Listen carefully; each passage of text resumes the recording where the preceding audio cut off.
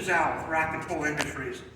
I want to talk to you today about collision repair and the recognition of it. Sometimes a bent component can give the appearance of frame damage. This is a 2002 Softail that was in a damage. It was in an accident, and it hit another vehicle. And they took it to the Harley-Davidson dealership, and Harley says, "Look, we've been doing this for a long time. We know what to look for. You got frame damage."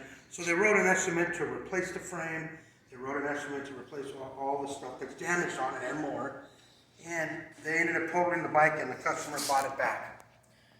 Now, we put it on the straight shooter because he contacted me. He said he bought back a total, and he wants to repair the frame. He brought me the bike, and if you look at the laser dot, it's dead nuts on. There is no frame damage on this bike. And just because the front end is twisted up, and it looks like it's got frame damage, even I thought it might have got frame damage when you first dropped it off. And it turns out there isn't any.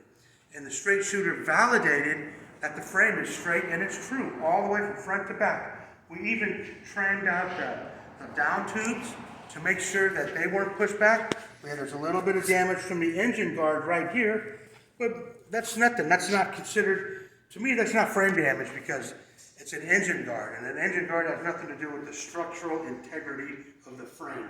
It doesn't even offer you that much protection.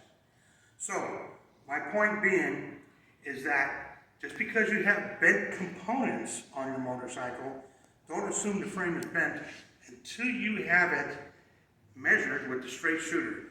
So, that's all I wanted to do.